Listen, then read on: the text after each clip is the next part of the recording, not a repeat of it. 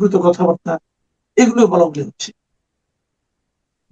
তো এর বাইরে আমরা দেখছি যে চট্টগ্রামে একটা ঘটনা ঘটলো, যেই দিন প্রাইম মিনিস্টার পল্লবীতে গেলেন রামিসার এখানে, সেদিন দেখলাম যে আপনার চট্টগ্রামে একজন এরকম ধর্ষণ প্রচেষ্টার একজন আসামিকে জনগণ পুলিশের কাছ থেকে ছিনিয়ে নেওয়ার চেষ্টা করেছিল।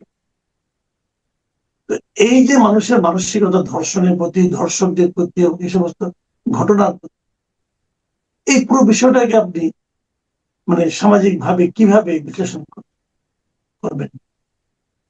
আচ্ছা মাসুদ ভাই, এখানে আসলে অনেকগুলো ইস্যু আপনি প্রশ্নের মধ্যে, মানে অনেক অনেক মাল্টি লেয়ার কোশ্চেন আসলে। প্রথম কথা হচ্ছে যে আমি যদি সহজ করে বলি যে আপনার ধর্ষণটা তো মানে আহ, শুধু রামিসা না, মানে এটা কিন্তু আপনি ক্রনোলজিক্যালি দেখবেন এটা বাড়ছে। তো এটার কিন্তু একটা সমাজতাত্ত্বিক ব্যাখ্যা আছে, যে সমাজতাত্ত্বিক ব্যাখ্যা বা একটা নৃবৈজ্ঞানিক ব্যাখ্যা বিশ্লেষণ এই মুহূর্তে যদি আমি আপনার এখানে দিই, আমি দিতে পারি, কিন্তু একটা ফ্যাক্টর কি, আমাদের কান সেটা শোনার জন্য প্রস্তুত না, এই সতর্কতাটাও আমি দিতে চাই। এবং এই যে কান শোনার জন্য প্রস্তুত না, এবং আলটিমেটলি সোসাইটিও প্রস্তুত হয় না, এবং এই ঘটনাগুলো বেড়ে যায়। যেমন আপনি দেখবেন যে একটা তো সকলেই বলে, কমন কথা এটা আছে এবং এটা খুব গুরুত্বপূর্ণ পয়েন্ট, সেটা হচ্ছে বিচারহীনতার সংস্কৃতি, যেটা নিয়ে আপনি দেখবেন যে পপুলার টক হচ্ছে। সবার আগে রামিসার বাবা বলছে যে আমি বিচার চাই না, ইত্যাদি ইত্যাদি, এগুলো তো চলছে। বা আপনার প্রধানমন্ত্রী বলে দিলেন যে মাসের মধ্যে বিচার হবে। আমিও ব্যক্তিগত ভাবে মনে করি না এটা বলা সমীচীন হয়েছে।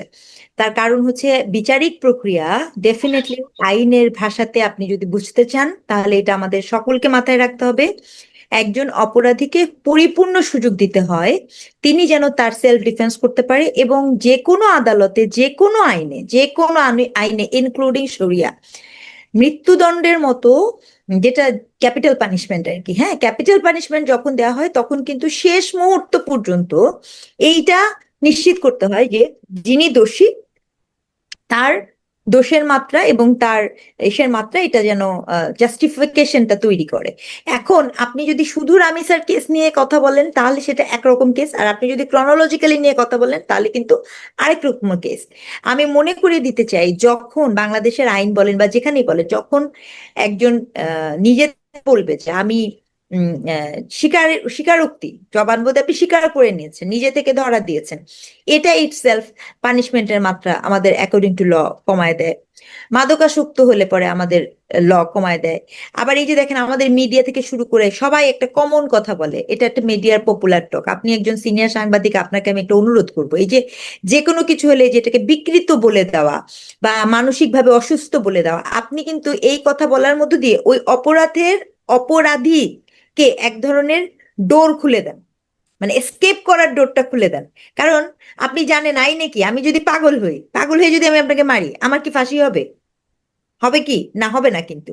কিন্তু আপনি যখন এরকম করে বারংবার এই এই ডিসকোর্সটা তৈরি করে করি, তো আমরা সবাই মিলে তৈরি করি, আমরা মনে করি এটাই আমাদের শব্দ ভান্ডারের সবচেয়ে বেস্ট শব্দ। কিন্তু বাস্তবতা হচ্ছে আমরা অপরাধীকে ডিরেকশন দিয়ে দিচ্ছি যে তুমি এই রাস্তা দিয়ে এখন এই এই চিপাগলি দিয়ে বের হয়ে যাও। ঠিক আছে। আবার মনে করেন, আমি অত্যন্ত গুরুত্বপূর্ণ রাজনৈতিক দলের, আপনি খুব পয়েন্টলি বলেছেন যে এটা আসলে যেটা হচ্ছে রামিসার হত্যাকাণ্ডটা খুবই দুঃখজনক, সেটা রাজনৈতিকভাবে ব্যবহৃত হচ্ছে, যেটা আমি খুবই আমার জন্য খুব অস্বস্তিদায়ক। মানে এখানে আর রামিসা ইস্যু নাই, এখানে তার প্রতি হওয়া অন্যায়টা ইস্যু নাই। ইস্যুটা আছে যে ওটাকে কেন্দ্র করে আমি কিরূপ রাজনীতি করতে পারি, সেটা সকল পক্ষ এটার পার্টিসিপেটের। এটা খুবই অ্যালার্মিং। আপনি দেখবেন যে ওই হত্যাকাণ্ডকে কেন্দ্র করে আপনার শরিয়া আইন দিতে হবে কি দিতে হবে না সেটা আছে।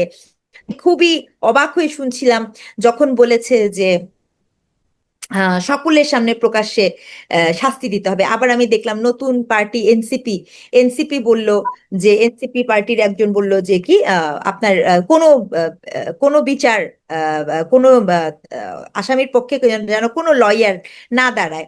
এটা কি কোনো রাজনৈতিক পার্টি বলতে পারে? আবার আপনি দেখবেন প্রধানমন্ত্রীর কথাটাও আমি বললাম যে উনি 1 মাসের মধ্যে বিচার কার্যকর দিবেন, এটা আমার কাছে খুবই মানে সমীচীন মনে হয় না। সে কথাটাও আসলে ওনার এভাবে মোটো, মানে উনি কিভাবে কোন অর্থে বললেন আমি বলতে পারবো না। ঠিক আছে।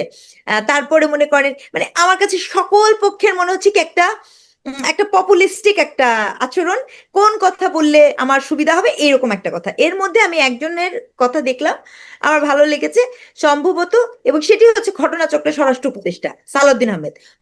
উনি যখন বললেন যে আসলে মধ্যযুগীয় কায়দায় আপনার এই যে মাঝখানে মানে সকাল প্রকাশ্যে, এটা মধ্যযুগীয়, এটা ইটস ট্রু, আপনি এটা করতে পারেন না। আবার মির্জা ফখরুল ইসলাম আলমগীরের মেয়ে, উনার একটা বক্তব্য আমি দেখেছি, সেটাও আমার কাছে খুব ভালো লেগেছে। সেটাতে উনিও বলছিলেন এরকম একটা কথা যে আপনাকে বিচার কার্যটা সুষ্ঠুভাবে সম্পাদন করতে হবে। তো এইখানে বিচার নিয়ে আসলে এই মুহূর্তে যাহা কিছু হচ্ছে, সেটা যত না বিচারের জন্য হচ্ছে, তার চেয়ে বেশি রাজনৈতিক কারণে হচ্ছে। প্রত্যেকে আমার মনে হচ্ছে যে এক ধরনের পলিটিক্যাল স্ট্যান্ডবাজি করছে। I am very sorry, it is very unfortunate. এটা হচ্ছে আমার প্রথম, আপনার প্রশ্নের প্রথম অংশের উত্তর। এবার আসেন আপনার ধর্ষণের অংশের উত্তর। আমি আপনার শোতে অতীতেও বলেছিলাম, আপনার মনে আছে, এর আগের প্রিভিয়াস শোটাতেই আমি কিন্তু বলে গেছিলাম, আপনার মনে পড়ে যদি একটু, যে যত বেশি আপনি ধর্ষণের শাস্তি, মৃত্যুদণ্ড, কঠিন এরকম করবেন, তত বেশি প্রমাণটাকে নিশ্চিহ্ন করার জন্য নিশ্চিত করা হবে যাতে করে ভিকটিমকে মেরে ফেলা হয়। ইফ ইউ গো ব্যাক, মানে আপনার যদি মনে পড়ে, আমি বলেছিলাম যে ভিকটিমের বয়ান খুবই গুরুত্বপূর্ণ। আমি আপনাকে এও আমি বলেছি। আমি আমি এখানে আপনার এই কথা সাপোর্ট একটা ফিগার দিতে পারি আপনাকে, জি জি, স্ট্যাটিস্টিক প্লিজ। দিতে পারি। যে জি আমাদের এখানে এই যে হিউম্যান রাইটস সাপোর্ট সোসাইটি, ওরা একটা হিসাব দিয়েছে যে গত 16 মাসে দেশে অন্তত 580টি শিশু ধর্ষণের শিকার হয়েছে। 580, তার মধ্যে হত্যা করা হয়েছে 483 জনকে। ভাবেন, 500 জনের মধ্যে 483 জনকে হত্যা করা হচ্ছে, মানে 80% ভিকটিমকে হত্যা করা হয়েছে। কি ভয়ঙ্কর। এবার আমি বলুন আপনি আপনার।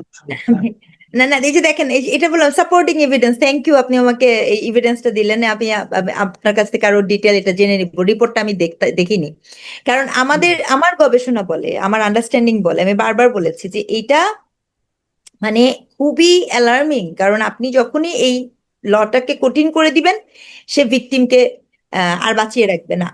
এটা আমাদের বুঝতে হবে। এবং আপনার ওই আগের শোতে আমি যেটা বলেছিলাম, আজকে আমি একটু ক্লিয়ারিফাই করতে চাই যে ইভেন শরিয়া, হ্যাঁ, আমি সৌদির কথা বলেছিলাম, হ্যাঁ, শরিয়া দেখেন পৃথিবীতে তো মাত্র 5টা দেশ শরিয়া অনুযায়ী চলে, টোটাল 7টা, এর মধ্যে 2টা হচ্ছে মিক্স। পৃথিবীতে তো সব দেশ এরকম না।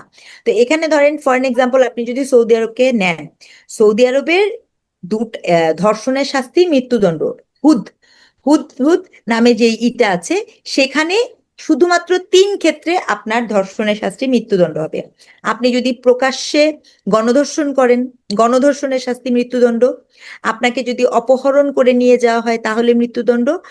আর যদি সেটা অপ্রাপ্তবয়স্কের ক্ষেত্রে হয় তাহলে মৃত্যুদণ্ড। কিন্তু তার আরেকটা ক্লজও আছে, যখনই আপনি হুদ কার্যকর করতে যাবেন, সেখানে কমপক্ষে 4, অ্যাকর্ডিং টু শরিয়া, আর মামলা দায়েরের জন্য 2, 4 জনকে লাগবে যারা সেখানে সশরীরে দাঁড়িয়ে দেখবে যে এই ধর্ষণটি সম্পাদিত হয়েছে। আদার দেন ইট ইজ নট পসিবল যে আপনি কোনোভাবে মৃত্যুদণ্ড দিতে পারবেন না। তাজির নামে আরেকটি ল আছে, তাজিরে আপনি ধর্ষণের বিচার হবে, এবং তাজিরের ক্ষেত্রে আপনি ডিএনএ টেস্টের ব্যাপারটা আনতে পারেন, কিন্তু সেক্ষেত্রে কখনোই মৃত্যুদণ্ড হবে না। 2019 সালে সর্বশেষ সৌদিতে আপনার এরকম একটি কেস এসেছিল।